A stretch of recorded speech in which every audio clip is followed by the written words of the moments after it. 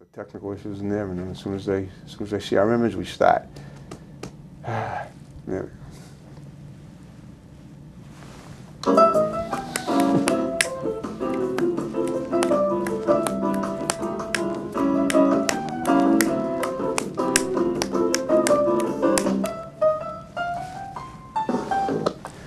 Good afternoon, everyone, and welcome to another edition of Topic Time with Harrison Young. It's a beautiful afternoon out there. Very mild, kind of humid, but it's no big deal. I like it that way. And here we are in late August, and we're heating things up tonight with a really cool guest. This gentleman here, this is Mike Patton. He's the lead singer of a band called, what is it, Boston Bass Man? No, we're called Three Parts Dead. Three Parts Dead. Okay, that three parts with plural. 3 parts dead. The number 3 parts dead. That's what I thought you said. Cool. Okay. Now you're the lead singer, and you also do you also play the guitar, right? Correct. Okay. So how many in the band? There's 4 of us. Okay. And you got a guy named Boston Bass Man in there. We got JC. His online moniker is the Boston Bass Man. Okay. He obviously plays bass for the band. I got you. Okay. And where are you? Out of Boston, all of you? Yep. Okay. Yeah, we're from all around Boston. We rehearse outside of Boston. Cool. This is home. All right. Well, since I only have you here tonight, what we're going to do is we're gonna talk about like your history in music, and then we're going to work our way into your personal history. Then we're going to work our way into the band's history and everyone in the band as well. I'm sure they'll be okay with you discussing their situation as well. Yeah, so sure. Let's talk about you growing up as a kid. Were you a musician for many years? At a very young age? Not super young. I mean, I played piano at a very young age and played trumpet in elementary school, but didn't take it real seriously. I picked up the guitar probably freshman year of high school. Okay. And it wasn't until college that I really started taking it pretty seriously. Okay. Where'd you go to college? I went to Bentley, actually, for economics and finance, and I've stayed away from that. You stayed away? Oh, you never did? Yeah, at Waltham, great school, great campus. Yeah. Lovely school. Right, it is. Well, going back to your childhood, where did you grow up? You grew up in Waltham? I grew up all over. I was born in Colorado. I spent about 10 years in Texas, just outside of Houston. Then I moved up to Maine for a few years. Wow. Then did high school in Sudbury, Massachusetts. Oh boy, that's not wrong. That's the best spot. That's the best stop of all. It sounds like so far. Well, I mean, you got the Sudbury. That's that's a pretty upscale area. Sudbury was Lincoln Sudbury, right? Lincoln Sudbury was the high school. It's a nice, rich suburban community. So. It wasn't maybe the best fit for me growing up. I got into a bit of trouble because I was always pretty bored. Okay, let's talk about that. Let's stir up some controversy among the Rainhamites tonight, if you want it. It's up to you. Yeah. Okay. Just the usual, high school shenanigans, drinking and related nonsense. Okay, that's fine. No, I know. I've been there. I went to high school too. But in a town like Sudbury, I guess, is it kind of commonplace for that kind of thing to go on? I guess I suppose it is everywhere, but Sudbury probably. I mean, I don't know. I mean, in a town, I guess, because kids do probably get bored in a town like that where there's not much going on. It's kind of a Sleepy Hollow town, and but it's in the sticks basically. It's definitely common in Sudbury, but. I don't know, with my personality, I took it a bit further than most people generally did, and so I got in a bit more trouble for it than most people did. Okay, but were you by yourself in that, or did you have like friends that helped you get in trouble? Well, not helped you, but contributed in their own way. Little column A, little column B. Oh, gotcha. I still I took it further than most of them, but I had some compadres in that. But you never ended up having to wear an ankle bracelet. No. Oh, good. No. Okay. Well, no prison stints yet. Good. That's awesome. Right. Okay. Well, what was your GPA like when you finally finished You did finish high school eventually. I did finish high school. And then you went to Bentley, so you must have. Yeah. I mean, GPA out of high school wasn't great. I did really well at Bentley. Okay. High school, I didn't like homework, so I just didn't do it. You just didn't do it, yeah. Which they care about that sort of thing in high school. College, they didn't care so much, so I did really well there. But there at college, you're paying some good money to do it, to not do your homework if you're going to college and you're not doing it. But I suppose. You were a smart guy, obviously. You wouldn't have done so well in college. I'm reasonably intelligent, so yeah, sure. I could learn the material and do the tests, and they didn't give us all the busy work, and I just hated doing work for the sake of doing work. If there was I already knew how to do the math or whatever, so I didn't want to go home and waste a couple hours doing homework. I understand. So I just didn't. In college, they don't make you jump through those hoops, so it worked out a lot better for me. Okay, that's cool. All right, well, you played the trumpet and you played the piano, but you didn't take it that seriously. Were these both instruments you learned at home?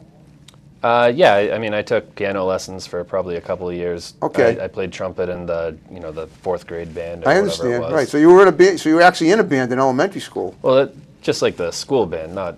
Right, that's what I mean, but you were still in a... yeah, a band. I guess I use the term a little differently these days. Okay, right. Now, why were you moving around so much as a kid? I'm just wondering. My dad just kept accepting new jobs in different places. Okay. He was in human resources for a bunch of tech companies, and he worked for Digital in Colorado, then Compaq in Texas, and then went up to IDEX in Maine, and he actually retired for a little while. Then in the early 2000s, when I was about to go into high school, there was a startup in Massachusetts that he went and joined. That's how you ended up in Sudbury. Yep. So was that your first time in New England when you went to live? No, Maine was, I guess, right? Yeah, Maine would be the first time in New England. So you were okay. So you must have graduated high school probably since 2000. 2002, I think, was high school. Oh, really? Okay. Well, if you graduated in 2002, then I'm guessing you were probably born in let's see, 1994. No, I mean 1980. No, wait a minute. 83. 83. Okay, I was 83. Yeah. Okay. Yeah. That's okay. 83. Yeah, about 20 years. Well, almost 19. Oh man, my math is off, and I flunked. That's why I flunked math. But I have a photographic memory for dates, so I could probably tell you the day of the week you were born if you told me what your date of birth was and what. December 17th. What year? I mean, what'd you say? December 17th, 1983.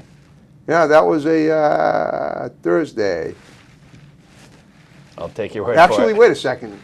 70, no, actually, it was a Saturday. I'm sorry, because it was a Saturday. Positively, I got it wrong. It was a Saturday, but I got it right the second time. Wow. I have no idea. No, that's okay. All right. Well, so you traveled all around as a kid, Colorado, Texas. So when you were going to elementary school, where were you living then? The first and second grade was Texas, then third, fourth, and part of fifth, I think, was Maine. Okay. And then sixth grade was when I moved to Sudbury. Okay, I understand. So you were already playing music before you moved to Sudbury? Just casually. I think I had pretty much stopped playing by the time I moved to Sudbury, and then picked it up again in high school when I figured out that guitar was way more fun. Okay, well, let me ask you this: was the turning to the guitar, did that kind of get you out of trouble, or was it part of? I mean, I'm saying it was obviously a better outlet than drinking and doing all that stuff. I was drinking right while playing guitar. They were kind of simultaneous. I understand. Okay. Well, how about today? When you play, you probably, if you may drink not to excess, but just socially, I suppose. Well, I play in a rock and roll band, so right. Drinking's definitely a part of that whole lifestyle. I understand. Okay, yeah. So we are responsible up until we play, and then we get off stage and we hang out and have a few beers with the crowd and see what happens. All right. So how did you meet up with your bandmates? This is a long and convoluted history. That's good. That's what we want. We got an hour. I played in a band called Pretty Little Suicide going back. Love the name. 5 or 6 years ago. Okay. And since day one, that band had lineup issues. The original lineup was me, Paul, Nikki, Izzy, and Ed. All guys? And all guys. Okay. And a few months after we started the band, the bassist quits, and we found a new bassist, and then that bassist had some personal stuff come up, so he quit. And then sometime around then, I think that JC actually joined PLS. That's how I met JC. Okay. The Boston bass man. Right. And then we parted ways with the singer because he and his wife had a kid, and so the guitarist took over singing, and then a year later the guitarist / singer quit, and so I started singing, and I played in the side project, and so the guitarist from the side project filled in on lead guitar because we had some shows coming up that we didn't want to back out on. Okay. And then where were you guys out of then? Sudbury still? Boston. Oh, Boston. Okay. Yeah, I haven't been out of Sudbury for. Right, but I mean, so you basically, where did you get gigs though that you didn't want to back out of? From day one, since I joined Pretty Little Suicide, we've been playing festivals around the country. Wow. Are you still? Is the band still intact today, or not? Pretty Little Suicide's not intact. About 2 years ago, the drummer moved out to the Midwest. We play all these festivals in the Midwest, and at one of them, Izzy, the drummer, had met a girl. Yeah. And so he decided to move out to the Midwest to be with her. Right. And so we found a new drummer, and at that point it was me singing, Fitz on lead guitar, JC on bass, and then we had Ramon join the band to drum. And that's when we decided we're basically a new band at this point. We're going to be called Three Parts Dead. So it's sort of a transition. I like how you had that. You went from Suicide to Dead. Sort of not much of a stretch. Yeah, I mean, I guess it worked thematically. Oh, totally. Yeah, thematically and logistically as well. I'm just wondering, where did you come up with that name, Pretty Little Suicide? I'm just curious. I mean, was it based on a real life story, or did it just seem like an original, catchy name that you wanted to go with? It was honestly the singer came up with the name, and he's the one, Paul Kellnan, he's the one who put the band together, came up with the name. Okay. And he just really liked the sound of it and thought it sounded cool. Right.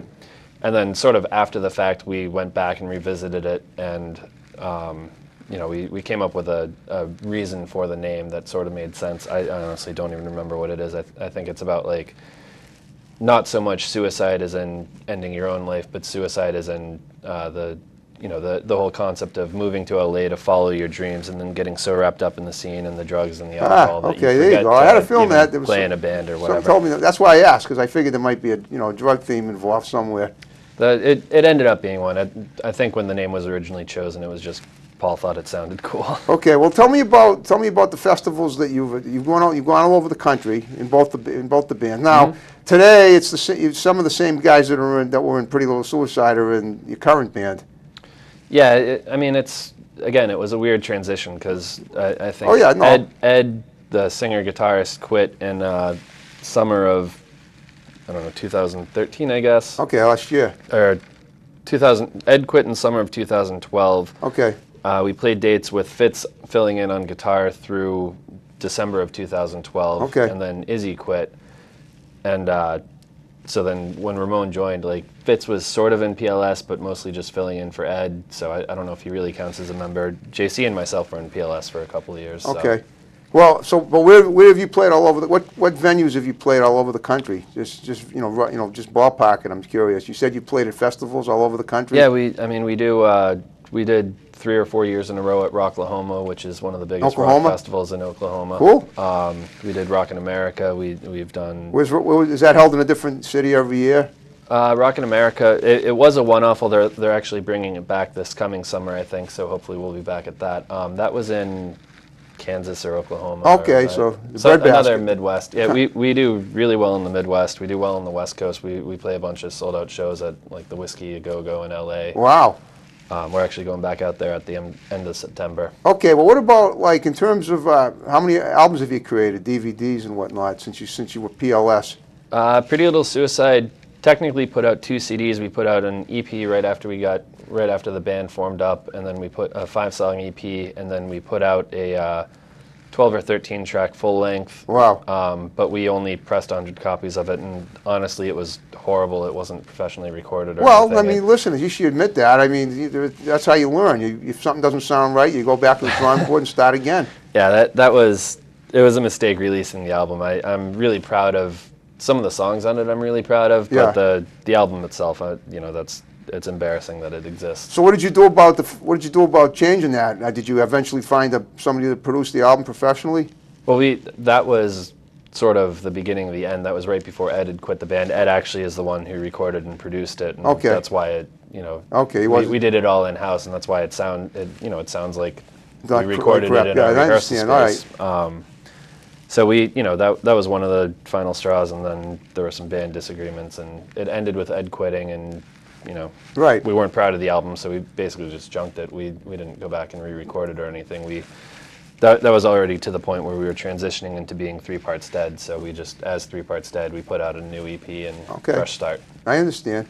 As 3 Parts Dead, I take it, now that band formed when? Our CD release party was April of 2013. Okay. At the Middle East downstairs, and I think we played our final show as PLS in, I want to say, March of 2013. Okay. And that we, like, from the stage at that show, we announced that we were becoming 3 Parts Dead. So that was sort of the last show as PLS, and the first show as 3 Parts Dead. Okay. Now, when you say CD release party, was that your first CD as Three Parts Dead. Yeah. Okay. Yep. And how long did it take you to produce that? And I take it you're very happy with that. Oh, we love that record. Okay. I mean, Three Parts Dead got started in January of 2013, and we had the album recorded, pressed, and ready to go by April. So that was kind of. So okay, that's awesome. So what made the difference in your who produced that? Someone different. Yeah, we recorded that with Jim Foster at Red 13 Media, who actually he did the first Pretty Little Suicide EP, which sounded great. Okay. We had Beau Hill co-producing that one. So for Three Parts Dead, Jim Foster did the whole thing, and yeah, I mean, we just the guys in the band gelled right away, and we were writing songs right off the bat. So we said, why waste time, and hop straight in the studio and there you go. put out the record. And where exactly? Your studio's in Boston?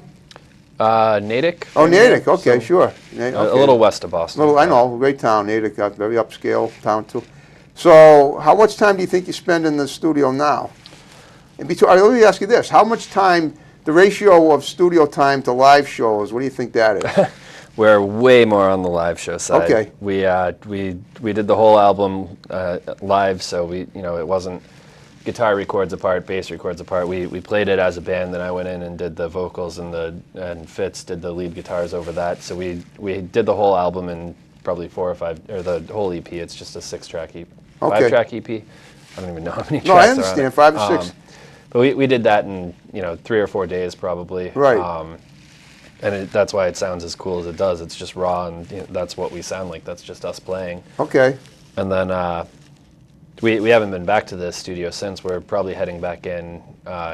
Hopefully this winter we'll be back in the studio to do a full-length follow-up.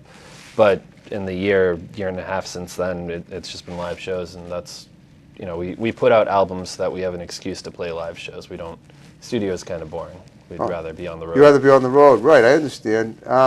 Have you ever played like the Xfinity Center or any of the the Boston the big time Boston venues?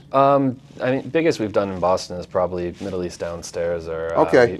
We just did a show recently at the Brighton Music Hall. Okay, right, okay. So they're bigger venues for Boston. We're not selling out arenas or anything, though. I understand. Have you ever done anything at Berkeley? Music school, Mass Ave. I know the music school. Right. I know JC and Ramon, our bassist and drummer, went to Berkeley They did. for a while. Okay. I don't remember exactly what the details are, but I know they went there. We haven't done anything really with Berkeley or through Berkeley, but. Oh, okay. All right. Well, now, do you have an agent? Someone that books your shows or that gets you gigs, or do you do it pretty much yourself? Depends on the show. We do a lot of it ourselves. We do have some booking agents and promoters that help us out in various parts of the country. Okay. How many do you think? And where and what parts of the country? I mean, just all over. Oh, wow. I mean, we've got a bunch of people that we work with out in the Midwest, which is one of the reasons we do so well out there. Again, we're heading out to Arizona, LA, Vegas. Cool. I forget where else at the end of September, and we're doing a bunch of dates with Freddie Stalmer, who's actually from Boston originally but lives out in Arizona now. Wow. So he's hooking us up with a bunch of those dates, and I mean, really depends. We're a Yeah, no, I understand. That's great. Conglomerate That's pretty cool. Now, in LA, have you ever performed like at the Staples Center or anything like that? No, we're not an arena band yet. I understand, but you're working your way there. Yeah, we're totally. I we're get it. shooting for it. We've done. Whiskey's probably the biggest place we played in LA. Okay. Which, I mean, all my favorite bands got their break at the Whiskey, so that's pretty cool by me. What about, ever done a music video? PLS did one music video where halfway through recording the music video for Party Never Ends, the first single off of the Three Parts Dead EP. Okay. That's been a work in progress for about a year now. It takes time, I know. I've been in a few music videos. So it's not even that it shouldn't take that long. We just had scheduling conflicts when we were first getting started on it, and then got busy touring and playing shows, and it kind of fell by the wayside. So hopefully this fall we're going to revisit that and finish up the music video and go back into the studio and do a full-length album. And cool. Take care of all that official stuff. Okay, I understand. Well, if you need anybody quirky in your music video, I can. Well, see, let me just explain something about my show. I go all over New England myself to do shows, and I interview people. I cover projects, and anytime somebody like does a film or does a music video or a web series, I often get to cover them, number one, and then I get to appear in them. So. Well, if we need a chair dance in any of our music Oh, perfect. videos, There you go. You're the guy. Yeah, I know, exactly. That's what I'm saying. But now, in terms of like writing, everything's original, no cover stuff, or you write your own stuff, or do you mix it up, or what? We usually do 1 or 2 covers when we play live. Everything that we recorded and put out is original. We're definitely an original band. We're not a cover band. Of course, Just as you should. for shits and giggles, we'll throw a couple in now and again. Okay, I understand. That makes sense. What would you how would you define your music based on? Just heavy metal, rock, alternative, little Rock and roll. Rock and roll. I understand. Now, do you mix up? But like to me now, I'm a big fan of music, obviously, and I've been listening to the radio for over 50 years, a little before your time. But what I'm wondering is, do you mix like one track might be a nice ballad, and another track might be like a lot more heavy metal type stuff? Yeah, I mean, there's definitely a range within the rock realm that we hit. The first track off the EP, Feed, is probably more in that hard rock, heavy metal end of the spectrum. We've got a ballad on there, So Long Girl, which is more, I don't know, almost Rolling Stones. I understand, with a little heavier breakdown. So we definitely cover a spectrum, but it's all very much in the realm of rock. I understand. Do you have like people that inspire you to write certain songs? I mean, like that song about the girl song that you just mentioned. Is that a song that was inspired by any of the girls in your lives? It's not any one in particular necessarily. Right. It's kind of a collage of a bunch of different girls. Okay, sure. It's about the whole interrelationship thing. I get it. Yeah, I mean, being in a band, when we play some of these shows, we'll have girls throwing themselves at us and getting I was going to ask you that surprisingly attached for, we'll be in town for a couple nights and they'll be like crying by the roadside. There you go. That's the kind of band. That's perfect. That's what I wanted to hear. Well, it's very flattering for us, but that's kind of what the song's about. Where you should know this is not going anywhere. We're in town for a couple of nights. It's not. Well, kind of like almost like the antithesis of the Lynyrd Skynyrd song. Remember that? Ain't it a shame, little girl? Yeah. In that song, they get together and for a one-nighter, and then they said, "Oh, when I come back next year, I want to see you again." Yeah, it's sort of the other end of the spectrum. I understand. Well, it sounds to me like you guys like to maintain an air of professionalism, and you don't, go off in one of those binges with the girls when you go to different cities or whatnot, right? Or we definitely try and do things professionally. Of course, yeah. Okay. We have fun as well, but. Do you have any like actual groupies that go with you that like the little meet that'll go to every city to see a show? Probably not that extreme. Right. We have girls that the girls in every city that come shows or whatever, but we haven't had anyone follow us around the country yet. Oh, I understand. Okay. Fingers crossed. They might. Yeah, they probably would they might follow. If you wanted to, they probably would though. Honestly, I don't think that sort of thing happens anymore. The day really? Led Zeppelin, Rolling Stones, or esque rock stars are they're done. There's no such thing as a rock god anymore. So I have a hunch it's because those guys are getting kind of old. Well, but you guys are still pretty young. But what I'm saying is that so Jagger's 70 now. But when back in the 70s when they were in their prime, right? They were more than just people playing instruments. They were elevated above the status quo, right? In a way that doesn't happen anymore. There is no more rock star. It's well, you know what? It's time for you guys to change that and bring it back. We'll do our best. That's your niche. That's the niche you're shooting for. All right. What about being on the radio? Have you ever been on the radio? Yep. Okay. What stations? I mean, just you can name. I mean, where about? Or put it this way. Number one, if you can name some Boston stations you've been on, that would be great. And number two, if you can name the venues outside of New England that you've been on the radio, I'd like to hear that too. At last, I just had to do a tally of radio stations we've been on for some promo thing we did recently, and I think we're at over 200 stations around the country, or maybe it was 300. I don't really remember. Ever played WATD in Marshfield? Maybe they might have spun us. I don't think we've done an in-studio. Well, the reason I'm asking is because every Wednesday night, and in fact, right near my old TV station, they do a show called Almost Famous, where they have live bands that come in and play. You might want to look into that if you want. Yeah, we'll reach out to them. In fact, they covered I found out that they covered that show here from this TV station. One of the women that that works here goes down there and covers it. Well, if you guys are watching, reach out to us. We'll happily come on and play a couple tunes for you. Right, because I would actually, that would be like a good supplement to this show where you don't have your music. I should have asked you to bring your guitar. I'm sorry. I thought you were going to bring it, and it's no big deal. But this way, if you go down there and you get on Almost Famous, and the people watching tonight will see us, they'll say, "Oh, I can't wait to hear them when they get on Almost Famous." They get a lot of hits on the TV station's YouTube page too. You gotta love cross promotion. Have you ever been on TV before? Is this your first time? No, we've again, with all these festivals in the Midwest, some of them have been broadcast worldwide. Some of them we've just done interviews with whatever local news stations. Okay, yeah. So you're not new to this at all. You seem pretty calm and straightforward. So I figured you probably you've done this before. It ain't my first rodeo. Right. I figured that. Now, was the people that set up these gigs for you? Do they also set up television, radio gigs as well? Besides that? Again, depends. Yeah. I would say usually not. Usually we pursue that ourselves, or we've worked with a couple of publicists who are separate from promoters or booking agents or whatever. Wow.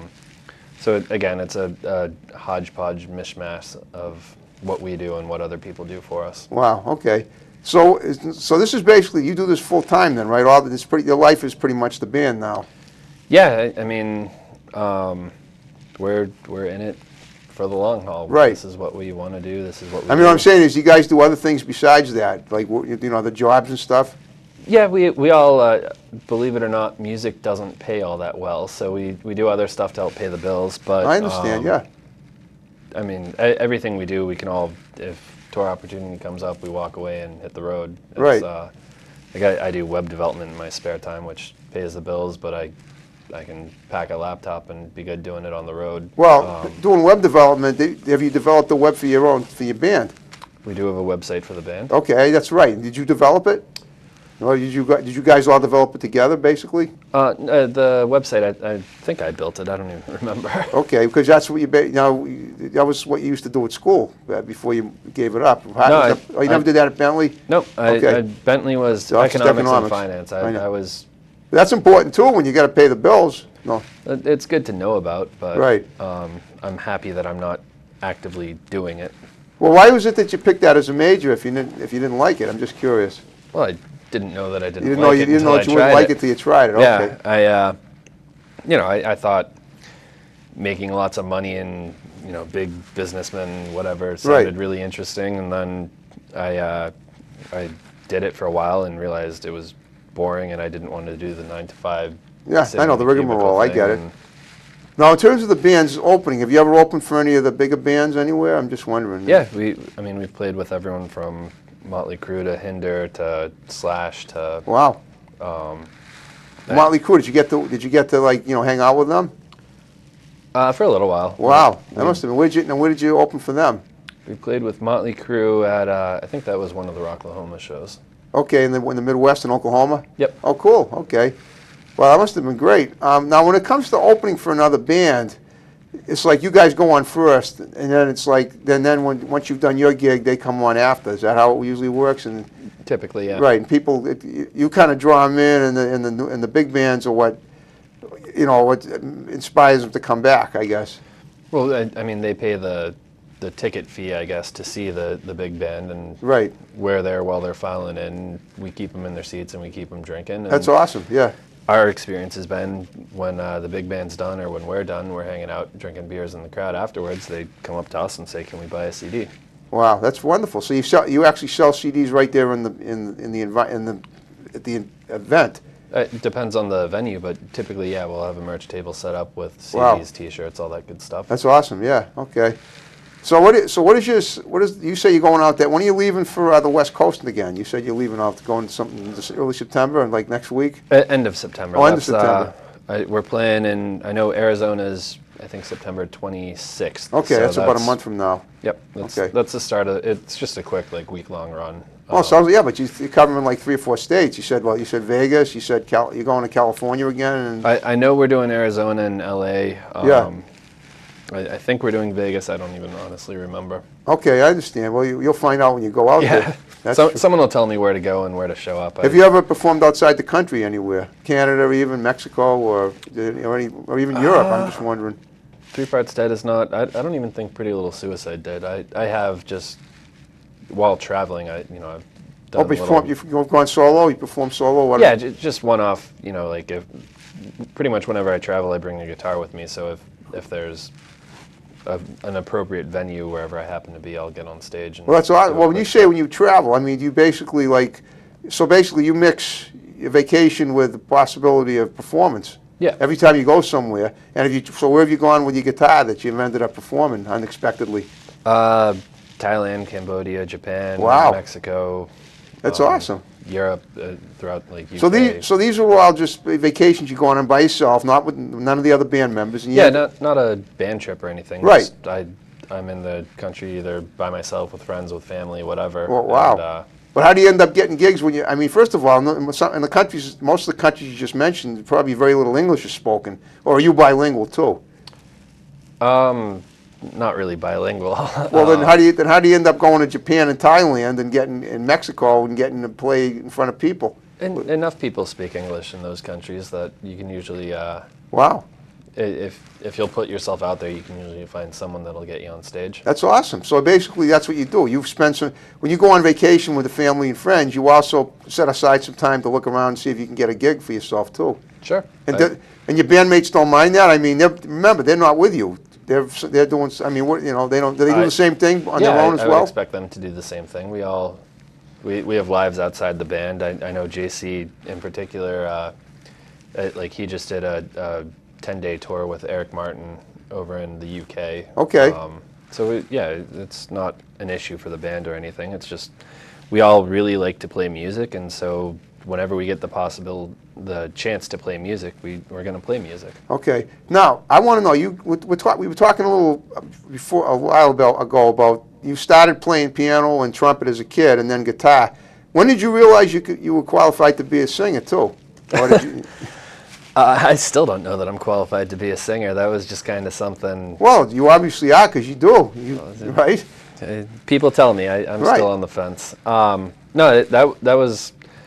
I've always enjoyed singing. Okay. And then, in the same way that Fitz joined PLS because Ed quit. Okay. We needed a singer. We had shows coming up. I knew all the words, so right. I just kind of happened into the role. And when you have a very full, very mellow sounding voice, which could be very easily converted into a harsh sounding voice if you wanted it to be for a more heavy kind of song, like if need be. But I can tell by even hearing you talk that you probably have an offset. You've got a great singing voice.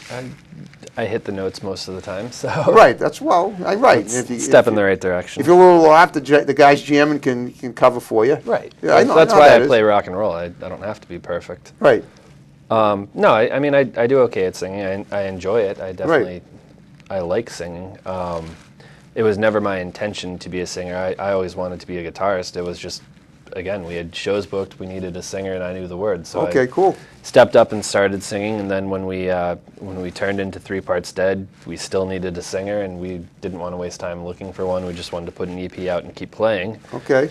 And so I just kept singing. Well, let me ask you this. Now, who would you say are the bands that have inspired you the most? I'm just wondering. Or are there any? Or if not, that's fine. But if there are any, who were they?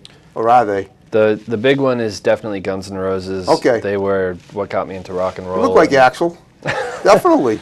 You must get that a lot. I'll take that as a compliment. That's actually, I think that's the first time I've been compared to Axl. Well, after they see the show tonight, you'll be hearing it a lot, I bet. Go. Okay. Yeah, no, they were certainly the first and the biggest, but I mean, Pantera is one of the reasons I play guitar. The Wild Hearts definitely have inspired some of my songwriting tendencies. Johnny Thunders is a huge inspiration. Is Johnny Thunder like Blindside? Not the same as Blindside Thunder, right? From Rhode Island? No, okay. Definitely not the same. That's a band. That's a band I had on my show last year down there in Rhode Island. Yeah, Johnny played guitar for the New York Dolls, and then he went off and did his solo thing. Okay. Johnny Thunders and the Heartbreakers. Which is not to be confused with Tom Petty and the Heartbreakers. Not to be confused with Tom Petty. You look a little like him too, by the way.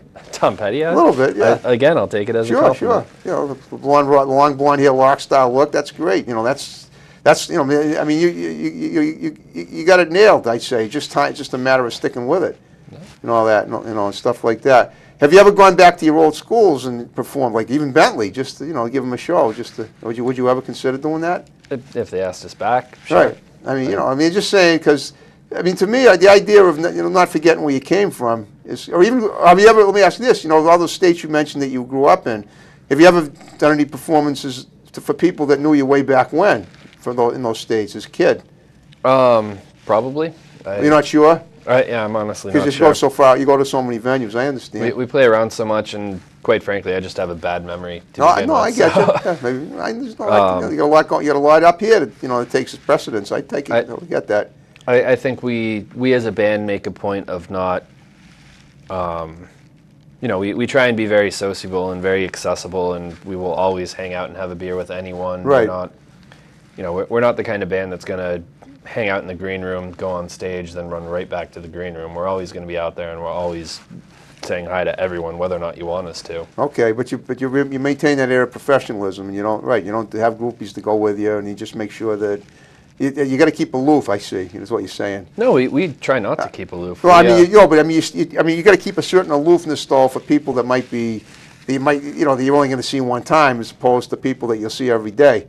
Like those girls that want to hang out with you and probably maybe make it more than just a one just visiting just going to a show. They might want to hang out with you a little bit more intimately than. Well, it's not even that you need to be aloof. You just need to be realistic right. about the nature of your relationship with any given individual. I understand. If I'm in town saying hi to someone, then yeah, absolutely, I'll hang out and have a beer and shoot the shit and whatever, right. But I'm probably not, Right, that's it. That's just going to move in with you. I understand. Right, I get it. It sounds like you've been asked a few times. That's pretty good. What about what just occurred to me? You like Steely Dan? It's all right. They're okay. Well, the reason I love Steely Dan. In fact, 20 years ago yesterday, I saw them live in Mansfield. It's hard to believe, but I actually did. Well, the reason I'm asking about Steely Dan is because Steely Dan. What comes to mind when I think of Steely Dan is they didn't go on tour for years because, and you may know this, they didn't go on tour, maybe you don't, I don't know, but they felt their music was being sacrificed if they went live because of a lot of the acoustics that were not, totally sharp, which often used to occur in a lot of, antechambers and auditoriums and like that. So they actually didn't go live for 20 years. All they did was cut albums, like in the 70s. They didn't go live from like 1972 to I think till probably the mid 90s. They went 20 years without going live. And when I saw them live, though, their bass player Walter Becker, I'd never heard him sing before, and he sang at the concert I went to, and he sounded awesome. I thought he was a great singer. So here's an example of here's an example of a guy that probably never wanted to sing, and he ended up doing it, and he sounded pretty darn good. That can definitely happen. I mean, right. To the Steely Dan example, I would say there's two kinds of bands out there. There are bands that they just go on the road to make enough money to record their next album, and they're studio bands. Right. And then there are bands that they only record an album to give them an excuse to go on the road. And we're definitely the latter. We'd rather play at a horrible sounding venue and just have fun and get into it and make a party out of it than sit in the studio all day putting out, maybe it's the perfect CD, maybe it's not the perfect CD, but we don't even care. We don't have any. If you're having fun, that's what counts. Yeah, absolutely. Wow. We play rock and roll. We're not looking for perfection. There is no perfection. We want to get it done, do it, have fun with it, and go on to the next thing. Hopefully the energy and the passion translates through, and people sounds like it does. Yeah. Okay. Now, what about this week? Where you going before you go to the West Coast this month? Or like, put it this way: we're into last week of August. So, where are you going to be before you head out to the West Coast? We have a couple of local dates. We're doing. I know we've got like a benefit show on the North Shore. Okay. Benefit for a family of a friend of the band that had some health issues. And okay. There's a ton of bills related to that. And then I know we're doing a 3-day festival up in way north in Maine, in Stockholm, Maine. Okay. It's near the Canadian border, I assume. Yep, oh, wow. Right up there. It's a combination. I think 45th anniversary of Woodstock, and yeah. I think its official moniker is Hempfest. It's a marijuana awareness raising. Oh yeah. Kind of yeah, I suppose awareness that it's around, or awareness of what it does. In other words, like I assume there'll be some up there to be used. And there probably will be. Of course. I believe it's awareness of of the effects of marijuana, or the lack of effects, I guess. Okay. It's basically pro-legalization. I got you. I like it. For some of those states that I have used not to be. hopped I on used that to. bandwagon I have yet. to admit, I've been drug free for just about 35 years. It will be next week, September 2nd, 1979. I gave it up forever. One big because I have asthma and I shouldn't have been smoking. But during the my teen years, yes, I was. I inhaled. I ate brownies too. I did all that stuff. I have inhaled, but I mean, I'm not, and I don't think any of the guys in the band are really. Oh, I know. huge pot smokers, but I get the sense that you're not really. You seem like a straight shooter now. You have your fun. Whenever you won't bribe as when you want to, but you make sure that you're able to keep a clear head so that you don't end up like the way Aerosmith did for a while. Yeah, no, we're not. Drugs aren't. We all drink. We like to drink, but sure. I'd say that's our biggest vice. It's not a vice. I mean, as long as you do it, do it sensibly. Don't drive. That's the important thing. Have a designated driver. We try to be good about that. No right. one wants any DUIs. Don't you have limos? No, I wish. I had to throw that in. I couldn't help it. I'm sorry. I mean, somebody will take the band from point A to point B. And we've had. Have you ever ridden in a shows. limo for the band? Okay, that is good. I didn't even. I'm glad you mentioned. I'm glad I asked because I didn't think. My thinking was your answer was going to be no. We're not in that league yet. But it sounds to me like it's not like the standard thing. We don't show up to play Middle East and have a limo waiting for us. Right. But it's happened. Yeah, and it's pretty cool when you get out of a limo and that's when when you see your fans. Wow, that must have been great. So, how much stuff have you got on YouTube? I actually haven't had a chance to check it out. I mean, I'm gonna check it out when I get home, and I'm gonna like add the link to this show to the YouTube stuff and say he was my guest tonight. Check it out. It'll be great. It was great. But so, how much stuff do you have on YouTube? How many have you done? All your songs from both bands on YouTube so far? You think, or a lot of them are good? Nope. We Pretty Little Suicide has the one video that we put up. Okay. There's probably some fan videos of PLS as well. I know there are definitely some fan shot live videos of 3 Parts Dead, and we've got sort of a teaser clip that we put out for the Party Never Ends video that we're still working on. Okay. So basically, I mean, do you have any live performances on YouTube? Not that we've posted, but again, I know some fans have posted. Oh, that's great. So that's either even better. individual tracks or full concerts of a few of the gigs that we've done. Yeah, if they're willing to, I mean, from start to finish? Or even if not from start to finish, at least you got some good cuts out of it. I can think of at least 2 that I've seen that are essentially start to finish. Oh, wow, that's great. Okay. So, Now, when you say fans, though, are these people that did you know this was going to happen when you did the show? Wow, that's great. Nope. Okay. Well, I mean, I'm just wondering now if it could happen again in another venue where you end up going. Like there might end up other people that are fans might end up doing the same thing and getting you on YouTube. That must be more power to them. Right. It's. Do you encourage it on your website? I'm wondering. We haven't specifically. We usually, if we play an especially good show, we'll let people know if you've got any photos or videos of us, send them our way because we'll happily publish them on the website. But for the most part, we'll just. Someone will post a link and tag us on Facebook on it or whatever, and right, we'll I see understand. like, oh, so and so shot the full show in Maryland. Well, cool. there you go. Wow, that's perfect. That's awesome.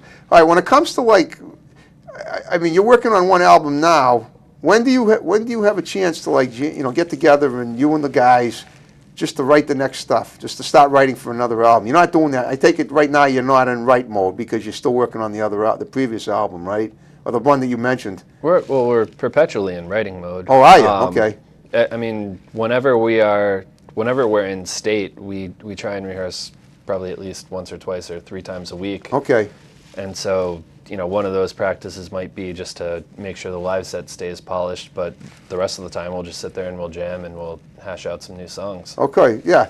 Now, when it comes to writing songs, you all like get together and do that? I mean, do you set aside time where you want to sit down together and just come up with new material, or does it just sort of happen like individually, and then one of the band members gets an idea and they run it, and they may not even be, you guys might not all be together at one time, but somebody will say, hey, I just got this idea for a song, let's try it today. Let's try it when we get it together again. Is that usually how it works? It's column A, column B. Right, both. Sometimes people will show up and say, hey, I've got a riff, like, do you mind if we jam on it? Sometimes they'll, we'll run through the set and then we've had a couple beers and it's like, okay, let's just hang out and play and something will come of it. And sure.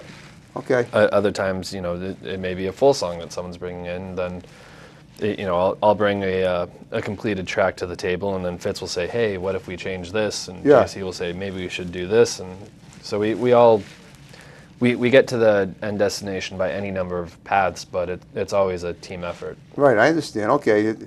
Has any one of the band members have ever written a song inspired by an event in his life that you guys all, went with and turned it into a hit for, a cut for your album? You included, by the way, obviously. I mean, yes and no. I don't think we've written any, like. You ever ask you this? You like to drink every now and then. You ever write a song about mingling with fans? Have any of the songs about that? We've written plenty of songs about partying in general. Right. I mean, the songs tend to be more general. I understand. There's definitely experiences that tie into them and that are referenced by them. Right. And, but they're not necessarily. There are people and moments that inspire them or whatever. But I don't, to the best of my knowledge, and again, my memory is horrible. I don't think we've, an event has happened and we've written a song about it. Okay. And you guys all single or married or what? I think we're all either married or in relationships. Okay, that's good. So what about, all right, so what about your significant others? How influential are they in your music? I mean, do they have, I mean, you all have people in your lives. Do they come to this TV, they come to the recording studio, or I take it they come to all your shows. Do they hang out with you when you're jamming, so you give you an idea? Do they ever come up with ideas that you might use, or do you ever write about them without actually using their names, or using them, but not being too specific to identify who they are, because sometimes that can be awkward. Speaking for myself, I know if I'm like writing lyrics or something, I'll run them past my wife. Oh, cool. Okay. But I mean, for the most part, she comes to shows when it's convenient for her. I understand. But she's seen the band play enough times that she doesn't need to keep going to shows. All right. I would venture to guess it's the same for the others, where right. It's kind of like separation of church and state. I see. We try not to. Being in a band is like being in a marriage, so you try not to blend the two. Right. It's two different marriages, kind of. Right. Okay. You guys have kids? No. None of you have kids? Our drummer does have a kid. Okay. Okay. Yeah, because I'm wondering, like, does he ever bring the kid? Does he ever bring them on the road to shows and stuff? Because sometimes a kid, that's kind of sometimes a child of rock and roll might be inspired by the experience of going on the road with the parents. His daughter showed up to a few shows. Okay, but I mean, like traveling, when you travel thousands of miles, that never happens, right? So you always leave the. Not yet, at least. Okay, now when you guys travel on the road, do you? I mean, like when you're going out to the West Coast this coming about a month from now, is your wife going with you? No. Really? Okay, so it's okay to. I mean, I'm just wondering. I mean, the relationship, like you say, you got to keep them separate, but one relationship doesn't mind the other one necessarily. They're keeping them separate. I mean, it's give and take. Right. No, I understand. Of course, it is.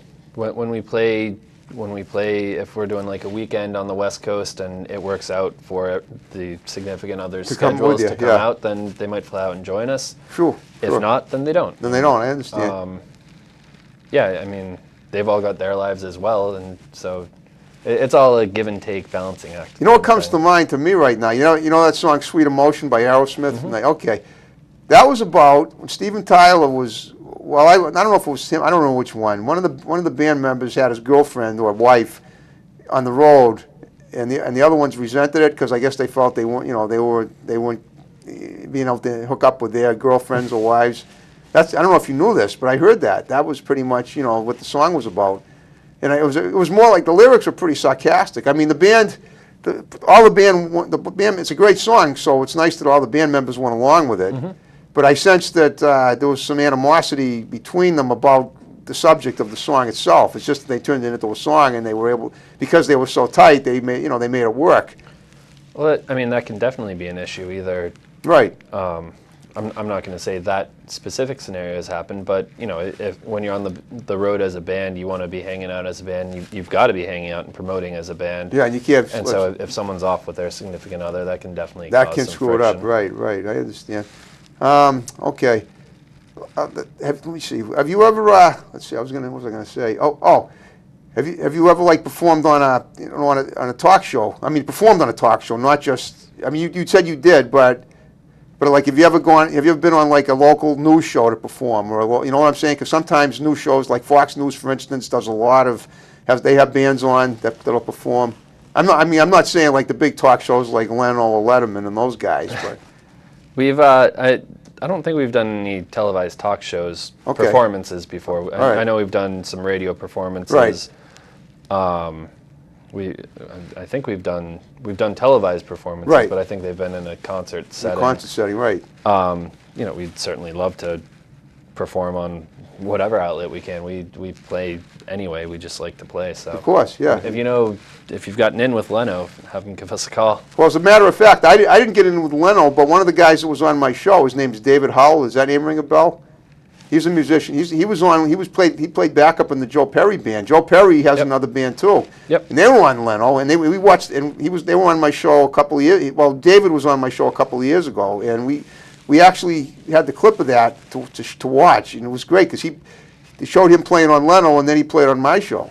So how cool was that? That was awesome. Yeah. That was really good. Well, I can't. That's what I'm saying. You keep playing, and sooner or later you go out to L.A. Well, Leno's gone now anyway. He's no longer the guy in the... Is he? I don't watch enough TV to right. even... I'm just saying, but Leno's no longer the big cheese Leno. on the TV. He's no longer the late night guy. Now it's Jimmy Fallon. Okay. Right, but I'm saying, has anybody ever come to one of your performances with a card and said, maybe you could be on some, a show? Have you ever been invited to do something that you like, that was really like a dream come true? Again, more so with the radio stuff, okay. and just like we'll play a show and a promoter from another venue will come, and like that's how we got our first show at the Whiskey. Was they had seen us play somewhere else and that's in L.A., right? Yeah. Okay. What about New York? You ever play there? You didn't mention New York. I'm just wondering.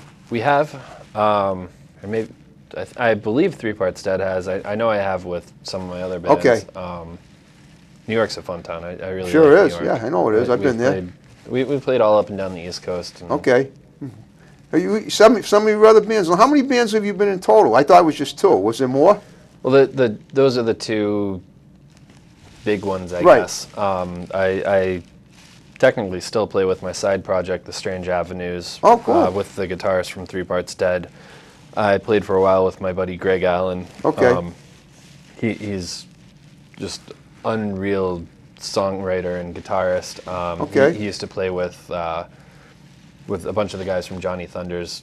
Oh, okay. With Jerry, he put out a record with Jerry Nolan, who was the drummer for the second drummer for the New York Dolls, and played with Johnny Thunders and the Heartbreakers and everything. Okay. So I was in his band for a while. I played with a local Boston act called the Brigands for a while. Okay.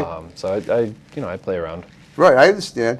Well, if you ever want to bring that guy that you just mentioned on my show and perform, that would be great. We could do something like that. Or I might be able to come out the way you're at, because I do a lot of shows on the road too.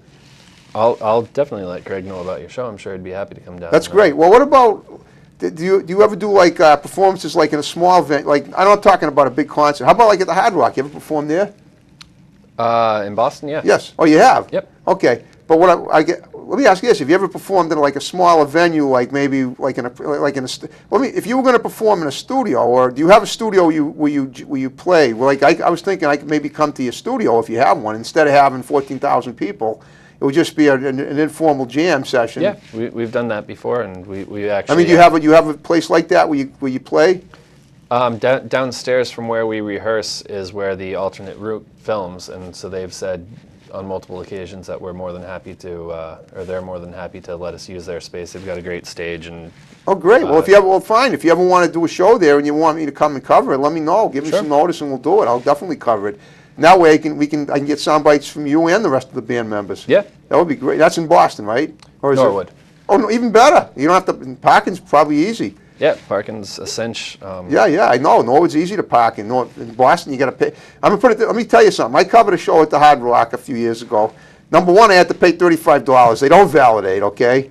Number two, and don't get me wrong, I'm not complaining. I know this is part of the turf, but one of the bands, the third band that was in there, when they showed up, there were tons of people in front of me, and I couldn't see over them. I actually had to do the show on the pool table. I had to bring my camera up and put it on the pool table and do it from. And I was lucky that the management was okay with that. So we got to, you know, so it came out to be turned out to be a pretty good show. But that's why I wanted, if I'm gonna cover a project for you and your band, I want to do it in a much, you know, easier setting, so I don't have to deal with that kind of stuff. Yeah, Norwood, and it's perfect. Okay, we can work all that out. Yeah, that's wonderful. Okay. Well, now a lot of people are going to see the show. I'm just wondering, if you want, you can give some shouts out to the people, including all your bandmates, because ultimately, when the link will probably be up tonight. Hopefully, that's the beautiful thing about this station. They get the YouTube link right up, right after the show is, and when it does, I want you to snap it up and share it with as many people as you can. So what I'm thinking now is, if you can name all the people that you want to give shouts out to, then that way they'll say, "Oh, hey, you know, it's up to you. You don't have to. I'm just suggesting it." I mean, the band guys know I'm doing this, so right, okay. Shout out to all them. It's all them, okay. JC, Fitz, Ramon, you guys rock. There you go. I don't like doing the shout out thing because no problem. You don't have inevitably I forget to give a shout out to someone. And they get mad. That makes sense. You said you had a lousy memory. No one's going to hold it against you. Exactly. Right? Yeah, they understand. So everyone, you know I love you. Right, there you go. Keep rocking. Right, exactly. Okay. Now when you look tonight like you dressed for a show. You got your shades on. I mean, this would be a perfect. You're definitely attired for a show. Is this how you usually dress when you're performing, or is it or do you wear? Some guys, you know, they don't wear too much, but I'm just wondering, do you dress like with the shades and the, you know, and just basically? My allergies are kicking my ass right now, is why I've got the shades on. Oh, what's that got to do with your shades? My eyes are just all swollen and runny and red and gross. I didn't even think of that. Gee, I'm sorry. That's okay. It happens. Hope you're not allergic to me. I don't think so. Well, sorry, you had the shades on before you got here. Right, yeah. Exactly. Okay. No, I mean, This is it looks like standard rock star venue. When I saw your picture on your Facebook page, you know, looked very official. But you just looked like you were by yourself, though. I didn't see. It didn't look like you were with your band. I mean, you know what I mean? The black and white picture that I shared the last couple of days to let everyone know you were coming in. Yeah, that was with the band. Was it with the band? I was okay. on stage. Yeah, I don't. Okay, I just didn't happen to notice any of the other guys there. I'll have to take a double take on that. The camera probably only got me for that one, but. Okay, why is that? Sometimes when you take a picture, you get all four guys. Sometimes you get all one. Right. Okay. That's just photography. I don't know. No, I understand. It's all the preference. It's the lighting. It was black and white. You don't happen to remember where that venue was, do you? For that picture. I don't honestly even know. You don't even know picture you're talking about. It's the one that's on you. It's the very one I shared when I shared the other day on Facebook, when I said this super rock star is going to be my guest on Topic Time in a couple of days. Yeah, I don't remember offhand. Okay, all right. So what does the rest of your week look like? I mean, today's Wednesday. You got a show tonight anywhere? Nope. Taking tonight off. Tomorrow we're practicing. We're actually we're thinking about adding another guitarist to the band. So cool. we're gonna see how that goes. You're gonna rehearse them? You're gonna give them audition them? I mean. Yep. Awesome. So how many? That'll give you 5 guys if you do, right? If you yep. That would basically. I would probably stop playing guitar and switch to just singing. That's interesting, because you told me earlier you used to want to just play guitar. Now you're gonna just sing. Well, I would rather just play guitar, but I'd rather either play guitar, or if I can't just play guitar, then just sing, because as a guitarist who sings, I'm tied to a mic stand. I can't run around. It really hamstrings the amount of energy I can put out on stage. Interesting. I never thought of that. So I'd rather, if we can add another guitarist and he's the right fit and he's a good guy and we can hang out with him and he can sort of play his instrument, then that means I get to run around and jump off things and go crazy on stage. Oh, okay. Which, or if we found a singer and they could run around. Oh, I understand. But right now you got a guy that's going to do a guitar. He's going to do a guitar audition for you. Yep. That's wild. Yeah, we'll see how that goes. How do you? That's amazing. I'm glad I asked. That's actually the first time we've talked about this in a public venue. So you're breaking the news. Good. I'm glad. I've never heard of that. That's so cool. And so how many chances is he going to have to audition? I mean, I guess you're going to have to. It's more like. Yeah, we got a minute to go, by the way. We made the hour go by. Yeah, that's great. So how many chances is he going to get to audition? Is he a friend of yours, or is he just someone that, I mean, how did you find him? I forget, honestly, how I ran across the guy. Okay. We've hung out a few times now. We just played a booze cruise in Boston Harbor, and we hung out on that, and we hung out all night and had a really good time. Rose Wharf, by any chance? Oh, okay, that's South Boston. Boston Harbor. Boston Harbor. Okay, that's probably different, but I can't get more covered a couple specific of than cruises that on my show. But yeah, he's hung out with us a few times, and So we're getting him down to see if he can play, and if all goes well, then he'll join the band. If not, then stay as a try something else. Yeah. Well, listen, Mike, I want to thank you for coming in. This is Harrison Young for Topic Time. We're going to do the cheer dance and wrap it up. See you next week. Take care.